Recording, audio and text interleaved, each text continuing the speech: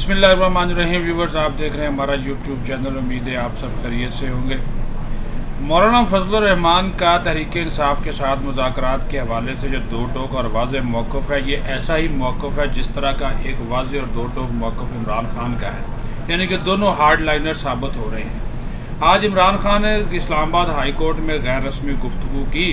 اور اس موقع پر ان کی مذاکراتی کمیٹی کے جو دو اراکین تھے، فواد چودھری اور شاہ محمود قریشی، وہ بھی موجود تھے۔ تو انہوں نے تو سارا مذاکرات کے حوالے سے اپنا جو ہے وہ کیا کہتے ہیں کہ ایک طرح کا تجزیہ اور فیصلہ سنا دیا۔ ابھی آج مذاکرات کا دوسرا دور جو ہے وہ ہوا ہے، لیکن انہوں نے فیصلہ سنا دیا عمران خان نے کہ بھائی اگر یہ مئی میں اسمبلیاں توڑتے ہیں تو پھر جو ہے ان کے ساتھ بات چیت آپ کریں، اگر یہ ٹائم گین کرنے کی کوشش کرتے ہیں تو پھر آپ مذاکرات سے اٹھ کر آ جائیں۔ یہ عمران خان نے آج ان کو یہ کہہ دیا۔ تو کہا جا رہا تھا جی کوئی بیچ کا راستہ نکالیں گے، کوئی آئین اور قانون، تو وہ آئین اور قانون تو لگتا ہے کہ دفن ہو گیا، اس کو تو عمران خان بھی ماننے کو تیار نہیں ہے اور جو بیٹھے ہوئے ہیں وہ بھی ماننے کو تیار نہیں، کیونکہ اس وقت جو کھیل جاری ہے وہ طاقت کا کھیل ہے، اختیارات کا کھیل ہے کہ کون زیادہ طاقتور ہے، کون زیادہ بااختیار ہے۔ یہ کھیل جو ہے وہ کھیلا جا رہا ہے۔ دوسری ایک جو بات ہے جو اس کو کرنا بہت ضروری ہے وہ یہ ہے کہ جو فضل الرحمان ایک لائن لے کر بیٹھے ہوئے ہیں ہارڈ لائنر کے طور پر، وہ یہ موقف اختیار کر رہے ہیں کہ اگر مذاکرات عمران خان سے ہی کرنے ہیں اور ان کی شرائط پر کرنے ہیں تو پھر تو ان مذاکرات کا حصہ نہیں بنیں گے، کسی صورت ان مذاکرات کا وہ حصہ نہیں بن سکتے کہ یہ عمران خان جو کہتا جائے وہ ہم مانتے جائیں۔ تو انہوں نے کہا یہ ہمیں چور کہتا ہے، ڈاکو کہتا ہے، امپورٹڈ حکومت، پتہ نہیں کس قسم کے الزام لگاتا ہے، اور ابھی بھی جو ہے وہ تکبر اور انا میں پھنسا بیٹھا ہے۔ تو اس کے ساتھ بات چیت کرنی نہیں چاہیے۔ وہی وہ بات ہے جو کہتے ہیں نا کہ وہ کہتے ہیں یہ سیاست کا غیر ضروری عنصر ہے، یہ عنصر ہوتا ہے، یہ عنصر ہوتا ہے، وہ کہتے ہیں یہ غیر ضروری عنصر ہے یہ شخص جو ہے، تو اس وجہ سے وہ اس کے وہ مخالف ہے۔ اب یہاں پہ ایک اور جو چیز ہے وہ آپ کو بتانے کی ہے کہ اب یہ جو ان کا کرکس نکلا، کیونکہ پھر اگلے پوائنٹ پہ جاتے ہیں، وہ بھی آپ کے ساتھ ڈسکس کرنا بہت ضروری ہے، کیونکہ اس کے اوپر بہت زیادہ لہدیں ہو رہی ہے اور اس کے اوپر افواج پاکستان کے ترجمان کا بھی ایک موقف دو ٹوک الفاظ میں سامنے آیا ہے۔ کرکس یہ نکلا ہے کہ یہ بات چیت دونوں طرف سے وقت حاصل کرنے کی ایک کوشش ہے، ٹھیک ہے جی، کیونکہ جب فضل الرحمان کے حوالے سے بھی آج ایک وہ نواز شریف نے ہدایات جاری کر دی، وہ مذاکراتی کمیٹی میں تو شامل نہیں ہے فضل الرحمان، لیکن نواز شریف نے پھر یہ بات کہی اسحاق ڈار کو، انہوں نے کہا جی آپ ان کو آن بورڈ لیں، ان کو ساتھ لے کر چلیں، اور بے شک وہ مذاکراتی کمیٹی کا حصہ نہیں ہے لیکن آپ ان کو ساتھ لے کر چلیں، ساتھ لے کر چلیں گے چیزیں بہتر ہوں گی۔ تو انہوں نے کہا کہ جناب اس سے کافی حد تک جو ہے وہ معاملات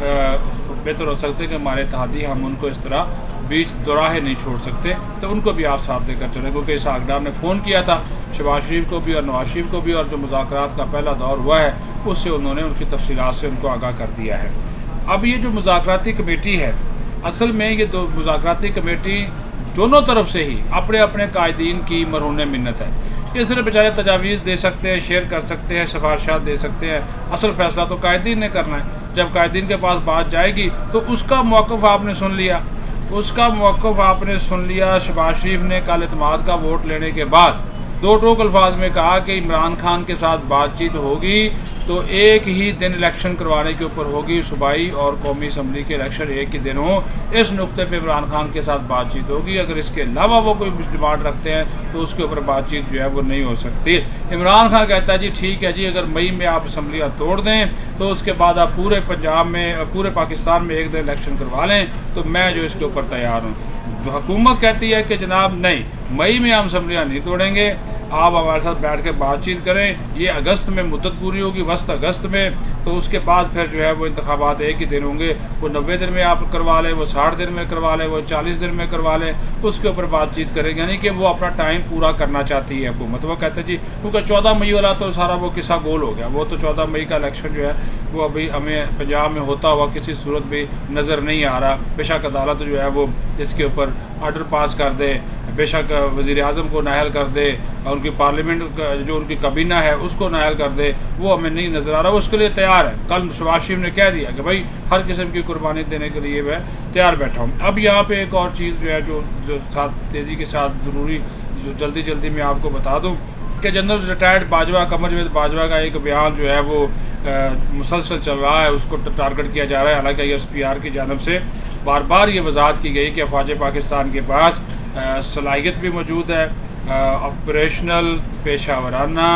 लड़ने की भी, और भारत का मुंह तोड़ जवाब पहले भी दिया, अभी भी अगर कोई वो जारियत करेंगे तो उसका मुंह तोड़ जवाब दिया जाएगा। तो ये जो जनरल रिटायर्ड बाजवा के हवाले से बातें की जा रही हैं कि उन्होंने कहा किसी सीनियर सहाफ़ी से कि पाकिस्तान इंडिया के साथ नहीं लड़ सकता, हम कश्मीर नहीं ले सकते, और तो फिर उन्होंने कहा, आज भी उन्होंने इसकी वजाहत की है कि ऐसा कोई बात नहीं है। पाकिस्तान की अफवाज ज़माना अमन हो या जंग हो, अपनी पेशा वराना और ऑपरेशनल जो सलाहियतें हैं उनको हमेशा के तौर पर वो कायम रखती हैं, बरकरार रखती हैं और उसमें बेहतरी लाती हैं। असर हाज़िर के तकाज़ों के मुताबिक हथियारों का जो निज़ाम है उसको साथ साथ जो है डेवलप किया जाता है, उसको जदीद तरीन टेक्नोलॉजी में डाला जाता है। मिसाइल प्रोग्राम हो, आपका एटमी प्रोग्राम हो, आपके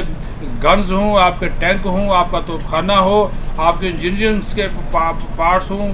या दीगर मशीनी दस्ते हों, वो सब का सब जो है वो वक्त के साथ साथ उसको अप टू डेट किया जाता है। तो ये जब चीज़ें हो रही हैं, ये मामला जब हो रहे हैं, तो फिर इसके बावजूद और अच्छा फिर उसमें आप ये देखें कि सबसे ज़्यादा जो टारगेट है वो किया जा रहा है तहरीक इंसाफ की जानब से। इस तरह की चीज़ों को तहरीक इंसाफ की जानब से सबसे ज़्यादा टारगेट किया जा रहा है। वो फ़ौज को टारगेट कर रहे हैं, आज भी शीरी मज़ारी का, और फिर कल जो इमरान खान ने एक बयान दिया, भाई अगर आप फ़ौज पाकिस्तान इदारों के ख़िलाफ़ बयान देंगे तो फिर भुगतना तो आपको पड़ेगा। तो फिर उन्होंने जो जिस किस्म के अल्फाज इस्तेमाल किए एक सीनियर फौजी ऑफिसर के बारे में, वो भी आपके जो है वो सामने है। और इसके बावजूद उनको ज़मानत मिली, आज भी मिल गई, 3 मई तक उनकी पूरी ज़मानत जो है वो मंजूर कर ली गई। ये 3-3 साल 6-6 साल लोगों को ज़मानतें नहीं मिलती, लेकिन ये क्या कमाल किस्मत पाई है इस शख्स ने कि आज सुबह ही दरख्वास्त ज़मानत दायर हुई, आज ही फिक्स हो गई, आज ही उसकी हेयरिंग हो गई, आज ही ज़मानत मिल गई। वो मुसाब निकले हैं सुबह ज़मान पार्क से, अब दोबारा ज़मान पार्क की तरफ जो है वो रवा दवा हैं।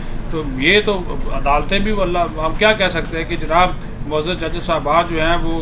उनका जो क्या कहते हैं जी उनका हुस्न करिश्मा साज करे, कोई भी फ़ैसला कर सकते हैं। उसमें उनकी जनाब उन्होंने अपना उनको वापस भेज दिया और 3 मई तक पूरी ज़मानत भी मंजूर कर ली।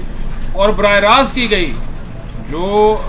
हुकूमती वकील है वो बार बार एडवोकेट जनरल कहते रहे कि इमरान खान को ज़मानतों के लिए बाकायदा जो ट्रायल कोर्ट्स है, जो निचले की अदालत है, वहाँ पे पेश होना चाहिए। लेकिन उन्होंने बराह रास्त इस्लामाबाद हाई कोर्ट में दरख्वास्त दायर की, और उस बराह रास्त जो दरख्वास्त दायर करने के साथ साथ उनको इसमें जो है वो दिलचस्पी भी हो गई, उनको सुन भी लिया गया, उनको जनाब आगे पहुँचा भी दिया गया, उनको जनाब एतराज़ात भी दूर कर दिए गए, और वसूफ वही सख्त सिक्योरिटी में वो डब्बे शब्बे पहन के अपने वो अंदर आए हैं, तो वो उसके बाद वापस चले गए। क्या ये इंसाफ का निज़ाम, तेज़ तरीन जो निज़ाम है, क्या किसी पाकिस्तान के आम शहरी के लिए भी ये निज़ाम जो है, ये इंसाफ का जो तरीक़ाकार है, ये जो इंसाफ का निज़ाम है, किसी आम शहरी को मैसर है? जैसे कहते हैं ना कि तेज़ और सस्ता इंसाफ, क्या पाकिस्तान के किसी आम शहरी को मैसर है जो इस इमरान खान को मैसर हुआ है? लेकिन वही बात है जनाब, फिर कहते हैं जी इंसाफ